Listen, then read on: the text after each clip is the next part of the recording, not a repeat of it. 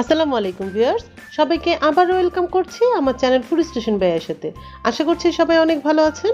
যথারীতি আবারও হাজির হয়ে গেছি নতুন একটা রেসিপি নিয়ে। আর আজকে আপনাদের সাথে শেয়ার করব খুব সুন্দর একটা ডেজার্ট, খুব ভাইরাল একটা ডেজার্ট। আর এই ডেজার্টটা সম্পর্কে থাকছে একটা অনেস্ট রিভিউ। এই ডেজার্ট সম্পর্কে আমার অনেস্ট রিভিউর জন্য এবং রেসিপিটি পুরোটা দেখার জন্য মন দিয়ে ভিডিওটা দেখতে হবে। তাহলে চলুন মূল রেসিপিতে চলে যাই। আজকের এই ডেজার্টটা এক ধরনের মিল্ক পুডিং। আর এই পুডিংটা তৈরি করার জন্য আমি বাটার ইউজ করছি। সেজন্য একটা প্যানের মধ্যে আমি 100 গ্রাম বাটার দিয়ে দিচ্ছি। চুলার আঁচটা মিডিয়াম টু লোতে রেখে বাটারটা গলিয়ে নিয়েছি। বাটারটা গলে যখন একটু গরম হয়ে এসছে তখন এর সাথে দিয়ে দিচ্ছি আধা কাপ পরিমাণ ময়দা। ময়দাগুলোকে একটু ভালো মতো নেড়ে চেড়ে ভেজে নিচ্ছি। 3-4 মিনিট ভাজলেই হবে। আর চুলার আঁচটা কিন্তু মিডিয়াম টু লো থাকবে, কারণ তা না হলে ময়দাটা কিন্তু এই বাটারের সাথে পুড়ে যাবে।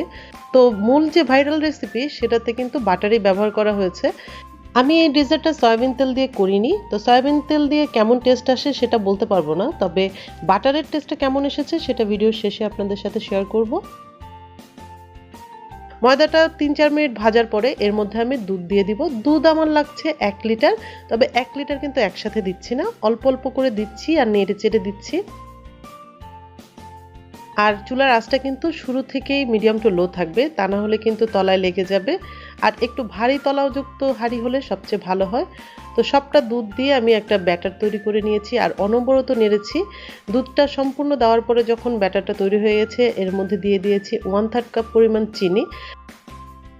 1/3 কাপ চিনি আমার জন্য স্ট্যান্ডার্ড মনে হয়েছে। আপনারা যদি চান একটু বাড়িয়ে দিতে পারেন বা কমিয়েও দিতে পারেন। আর এখানে দিয়ে দিয়েছি 1 চা চামচ পরিমাণ ভ্যানিলা এসেন্স। এবার ভ্যানিলা এসেন্স দিয়ে এগুলোকে আরেকটু ভালো মতো নেড়ে নিচ্ছি। আর একটু ঘন হয়ে আসা পর্যন্ত কিন্তু আমি এটাকে কুক করছি। আর দেখুন কোন পর্যায়ে নামতে হবে একটু ভিডিওটা দেখে বুঝে নিন। খুব আস্তে আস্তে একটু বড় বড় যখন বুদবুদ উঠবে বুঝতে পারবেন যে হয়ে গেছে। আর এই অবস্থায় গরম গরম কিন্তু যে মোল্ডের মধ্যে সেট করব সেখানে ঢেলে দিতে হবে। আর এই মোল্ডটাতে আমি আগে একটু বাটার ব্রাশ করে নিয়েছি, তো এই মোল্ডের মধ্যে আমি দিয়ে দিচ্ছি। দেখুন একটু যদি ওয়েট করেন তাহলে কিন্তু দলা বেঁধে যাবে। ময়দা দুধের মিশ্রণটা মোল্ডের মধ্যে ঢেলে দেওয়ার পরে আমি এটাকে আধা ঘন্টার জন্য ঠান্ডা হতে দিয়েছি। এরপর আমি একটা ক্যারামেল সস তৈরি করব। সেই সসটা তৈরি করার আগে একটা বাটির মধ্যে আমি 1 টেবিল চামচ পরিমাণ কর্নফ্লাওয়ার দিয়ে তাতে 1 কাপের চেয়ে একটু কম পানি দিয়ে গুলিয়ে নিয়েছি। এরপর চলে যাচ্ছি ক্যারামেল সস তৈরি করতে।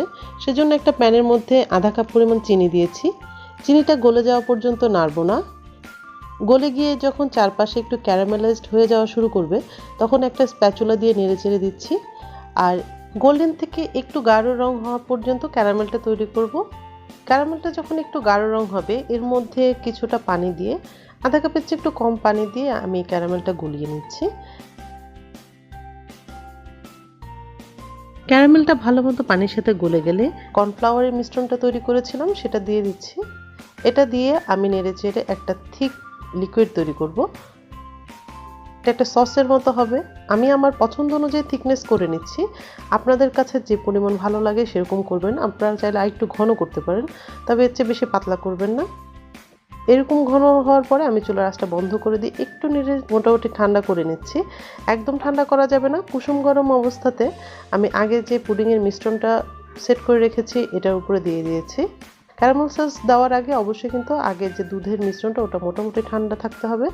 তারপরে একটা স্প্যাচুলা দিয়ে আমি চারপাশে ভালো মতো ইভেনলি ছড়িয়ে নিচ্ছি। এভাবে ছড়িয়ে দেওয়ার পরে এই যে পুডিংয়ের মিশ্রণটাকে আমি নর্মাল ফ্রিজে 3-4 ঘন্টার জন্য সেট হতে দিয়েছি। তাহলে ফিরছি 3-4 ঘন্টা পরে। তো 4 ঘন্টা পরে দেখতে পাচ্ছেন আমার পুডিংটা কত সুন্দর সেট হয়েছে। এখন আমি আপনাদেরকে একটু কেটে দেখাচ্ছি, কেমনটা সেট হয়েছে দেখে বুঝতে পারবেন। দেখতে পাচ্ছেন কত সুন্দর একটা পুডিং হয়েছে। তো এখন যেটা বলেছিলাম যে অনেস্ট রিভিউ, যদি টেস্টের কথা বলি তাহলে এটা আমার কাছে ততটা ভালো লাগেনি। দুধ বাটার দিয়ে বা চিনি দিয়ে আমি এর চেয়ে অনেক ভালো কিছু বানাতে পারতাম। তো এটা আপনাদের ইচ্ছা, আপনারা এটা ট্রাই করবেন কিনা। তো একটা কথা সত্যি, খেতে যেমনই হোক এটা কিন্তু টেবিলের শোভা খুবই সুন্দর বাড়াবে। অনেক সুন্দর একটা ডেজার্ট হয়েছে, দেখতে অনেকটা লোভনীয়। তো অবশ্যই একবার বাসায় ট্রাই করে দেখতে পারেন কেমন হয়, হয়তো আপনাদের কাছে ভালো লাগতেও পারে। আজ এই পর্যন্তই। যাওয়ার আগে বলবো চ্যানেলটা সাবস্ক্রাইব করে পাশে থাকা বেল আইকনটা অন করে দিবেন। আর ভিডিওটা ভালো লাগলে লাইক শেয়ার করতে ভুলবেন না। আর এরকম যদি এক্সপেরিমেন্টাল ভিডিও আরও দেখতে চান কমেন্ট করে জানাবেন। দেখা হবে নতুন কোনো ভিডিওতে। ততক্ষণ পর্যন্ত সবাই অনেক ভালো থাকবেন। আল্লাহ হাফেজ।